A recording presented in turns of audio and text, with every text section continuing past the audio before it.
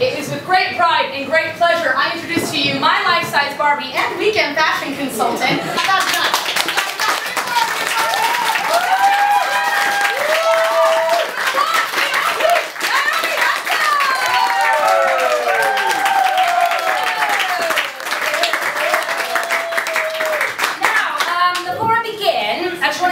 On my way here, I found out what my surname means in German. I always thought having a surname, that's German would be something quite strong and powerful and invasion-y. But no, I found out what it means. Stapler. What shit is that? Hello, I'm Naomi Stapler. Let me just tell you a bit about myself. I'm 29 this year, which is a tricky age because people don't know I'm married, single, mortgage, rehab. I was walking down the street quite recently, just minding my own business, and a lad who's about 16 or 17 called me a MILF.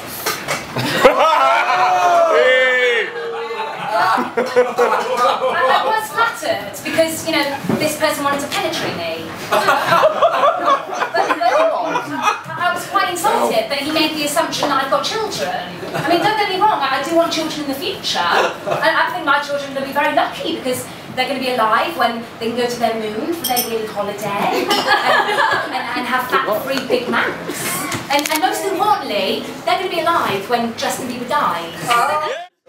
But I do get judged a lot. It's quite exhausting being me. It's like I'm also having to explain myself to people. It's like just because I'm London town doesn't make me Edinburgh.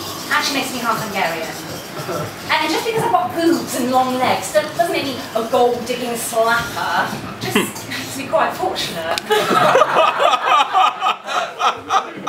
And just because I'm well-spoken from the West Country doesn't mean I've got a pony and access to Daddy's credit cards. I'd just rather not talk to the pirates, I could easily say, "Cheers, drive, where's you two, girl?" I'd just rather not, to be honest. But yes, I'm from Cheltenham originally. Those of you who don't know Cheltenham, it's a town of middle-class fakery and cranky men in wax jackets and horses that shit fucking everywhere. And, I left Cheltenham at a very young age because I fell out with my mum big time. I made the huge mistake of asking her if I was a planned baby or an accident baby. Now, being the blunt Hungarian bitch that she is, and trust me, there's no other kind, she just calmly said, "No, Naomi, cotton pill." Ooh. How awful is that? Yeah. So I looked up what Naomi means. Google, it said mistake. Hey. And then my brother, called Laszlo, that's a Hungarian name, in English means the chosen one. So I thought, fuck Cheltenham, we've all gone out. Onwards and upwards, live the dream. So I moved to Bristol. Bristol's exactly the same as Cheltenham, but with like more wankers, stronger accents, and Cheryl Cole impersonators. Oh, sorry, that's not Bristol, that's Newcastle. But when I was working in Next in Bristol, something quite horrific happened to me. I was mistaken for a mannequin. Standing there, bored. This woman came up and put a dress against me, 3 sizes too big, may I add. And I moved, and she was like, "Oh, I thought you were a mannequin." You think I'd be flattered because they're all tall and statuesque, but it was like really playing on my mind. I thought, this isn't a compliment. I started having nightmares about headless mannequins and being placed naked in front of a window. Don't get any ideas. And one night I woke up in a cold sweat and I realised this woman must have just thought it looked like a plastic dummy in a wig who'd been undressed by way too many strangers. She was almost right. See, this is my real hair. I paid for it myself.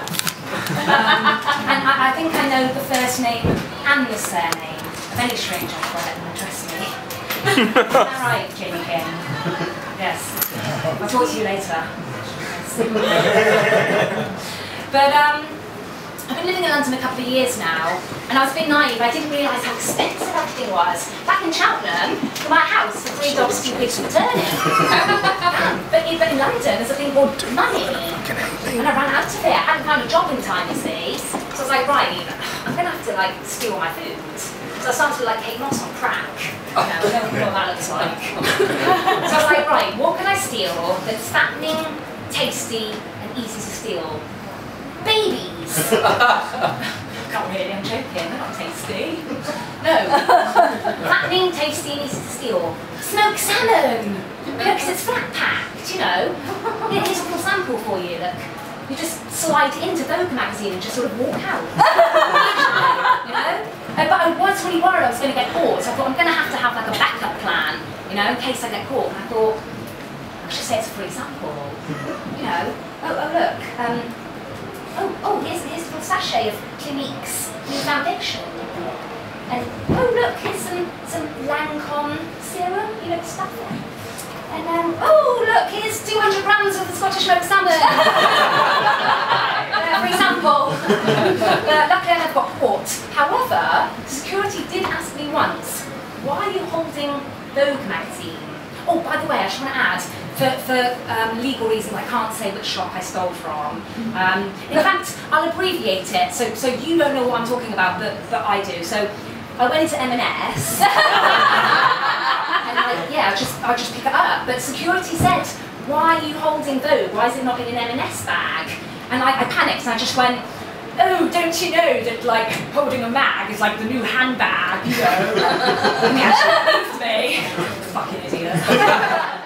So I'm sorry if I seem a bit uptight, a bit tense, you know? I'm sexually frustrated. I mean, you look how I feel. Played it. Trust me, it's sperm. Tasted a T-bone steak, big slag on the planet. It doesn't, does it? Does it? No, you've tried it, I know. But, you know what? You know when it's been a really long time, when you find yourself in a nightclub, slipping Rohypnol into your own drink. Sad. I actually read an article, there are 600,000 single men living in London. Where the fuck are they? I've met 4. 3 of them are gay. But the one that I did date, the one straight man, I dated him for a short time, but it didn't last long. You see, he was German, and his language wasn't very strong. Also, his name was Ulf. I called him Chris. Chris. He was alright with that. But the problem was, the communication didn't work out. You see, this is true, right? On our second date, we were talking about masturbation. Don't ask me why, we just were. And he didn't know what this was, so I was like, showing him. Not on him.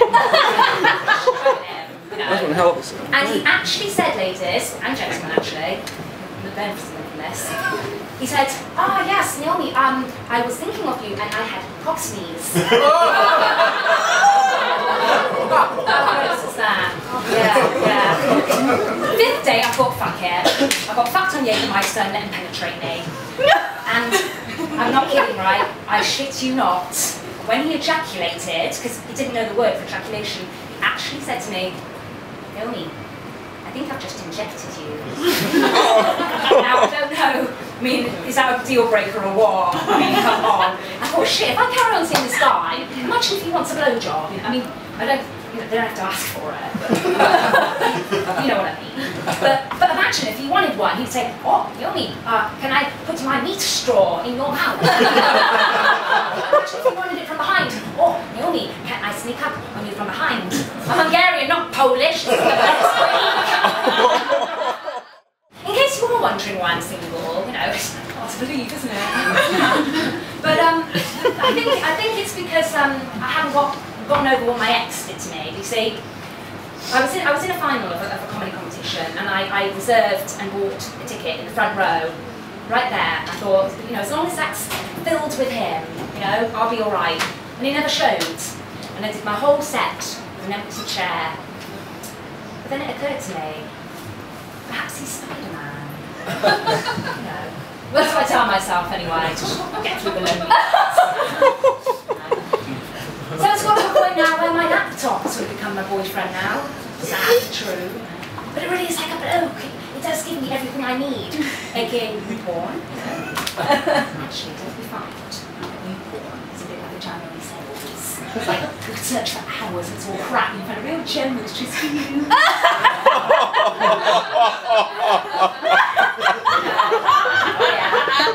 You can tell the people who have been on it. I actually read an article that if you have an orgasm a day, it keeps the doctors away, apparently. You know, fuck the apples. Literally. Yeah, so just keep on wanking. But, and I want to clear something up, excuse the pun, but I think whoever made up that myth of every time you sneeze you have an eighth of an orgasm blatantly has never had an orgasm. Pile of shit. But no, the laptop, it really is like a bloke, because like, you know, I leave it on, I fall asleep, it's sort of making weird murmuring noises, like shut up. And then the next morning it's all turned on and like ready to go. And it's black and 10 inches. Dental. It's wonderful. To close my show, or our show, my set, to close my set, I want to say that don't judge on appearances. Get to know someone before you find out they're a tosser. And if you think getting an aspo and stealing salmon and fighting on the underground is cool, smart and funny, it is. Thank you, I've been Naomi Stapler.